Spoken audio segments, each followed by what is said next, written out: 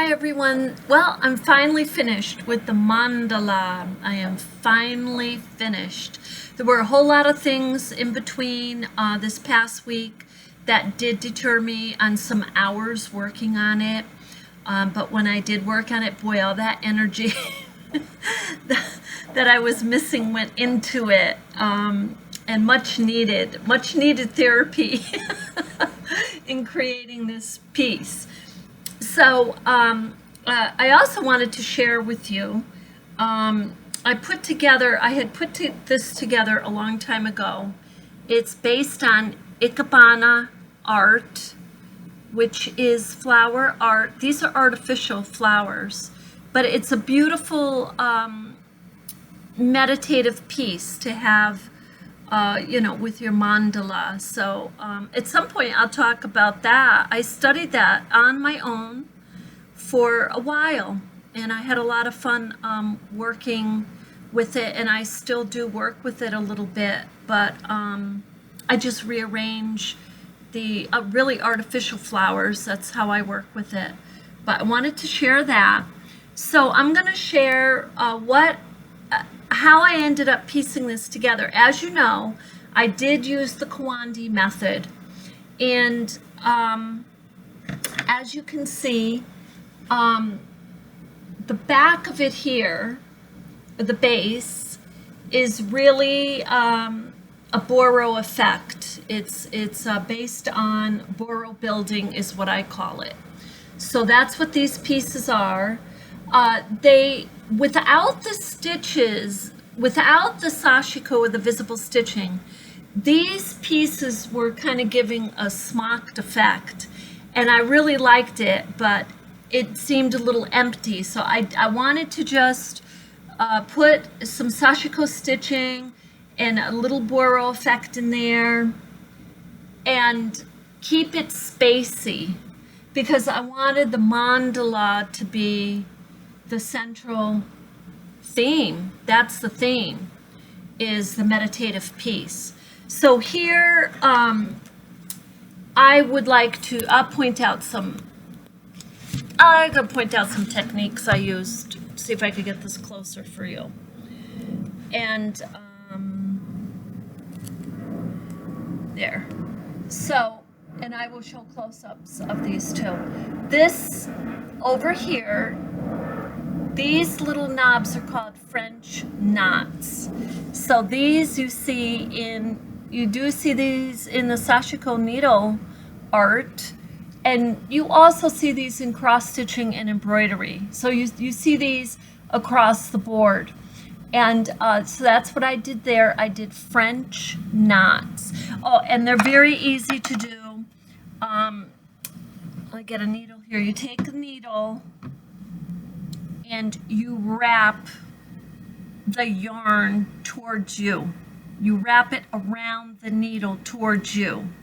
And then you just put the needle back in, right next actually to where it has just come out. You put it back in and it forms a knot. That's the concept. So, and I'll show that to you in a video sometime. It's very easy if you look it up. French knot, that's what those are. And over here, these are just little crosses I did here. This you can see, this is a very, what I call tight, continual Sashiko stitching. It's continual Sashiko stitching. I'm going in a circle here. And then I went out here because I wanted to show the flower effect. I wanted to show, actually this is a rose. I changed the shape of it a tiny bit. But you know, the mandala, the circle, our scientists are just finding out these are sacred shapes. Now this is something that the monks have known for centuries, and know so much more intricate knowledge on the mandala than we can even touch on, really, unless you're going to study it for years.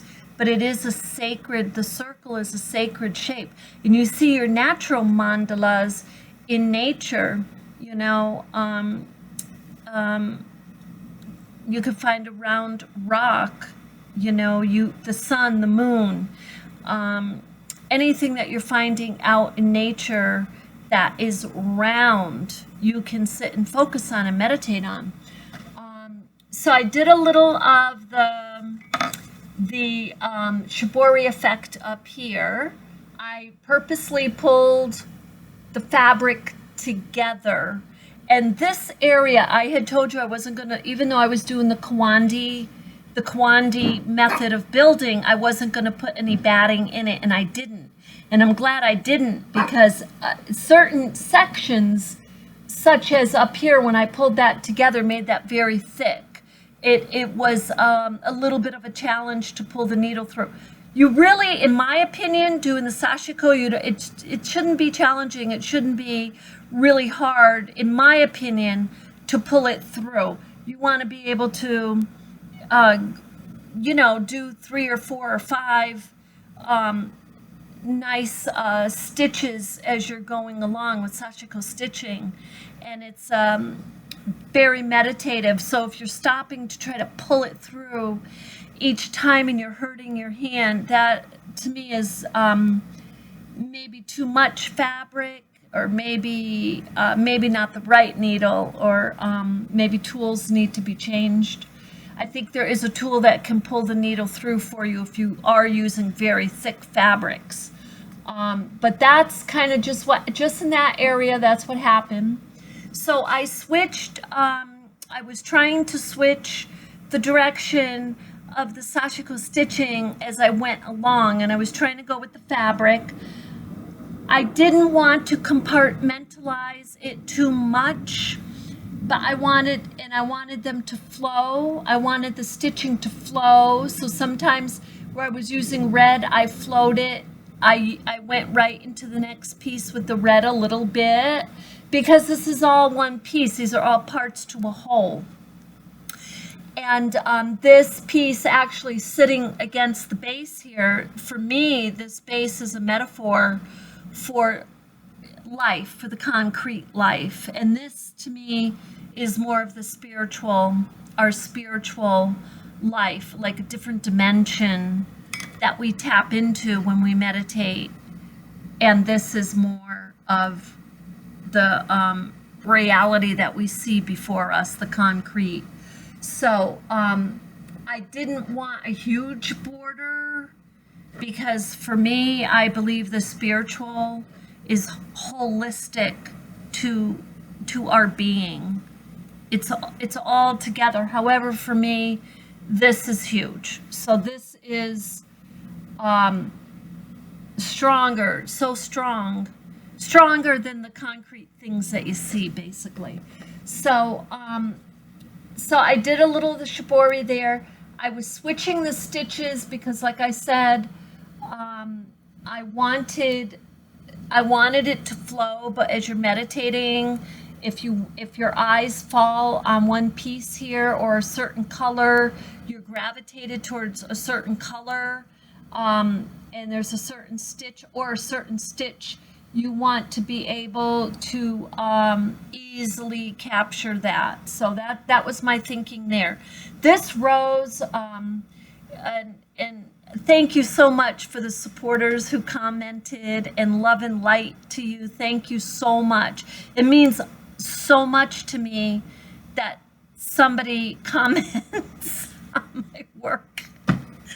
And I totally agree. The rose, you know, I was curious how this rose was going to settle in on this piece after I did Sashiko stitching, the tight, continuous Sashiko stitching through the whole piece. Was it going to look like it's in the center when it's not? So it almost does, but that is not centered. But it's okay. And then you've got that rose there, and then there was another one here. So now on the outside, I just want to point out too, here I put a little patch, here I put a little patch, here I put a little patch. And over here, I don't know if you can see it, but this somehow, to me, it looks like a swing, and these are flowers here. These are flowers embroidered already in the material. I didn't do that. I did the top part kind of highlighting them, but the swing I did, and I didn't mean for it to look like a swing, but that's what it came out. So I kind of emphasized it a little bit to bring out the swing. I don't know what that was about, but again, you know, your subconscious is at work when you are meditating, when you are creating, when you're in the creative process. So basically, I think what I'm going to do, I didn't put a backing to it, because if I did, it was going to be another day. There were a lot of deterrences for me. I wanted to get this. I wanted to share, because this is complete. This is complete. When I do the backing, and I'm going to do, you know, an online exhibit like I did with all my other artwork. And I'll actually show here, I'll actually be showing some of my regular quilts that are very simple. But I'll do an online exhibit, and then I'll show you the backing that I use, because this doesn't have a backing, but I'll show it to you then.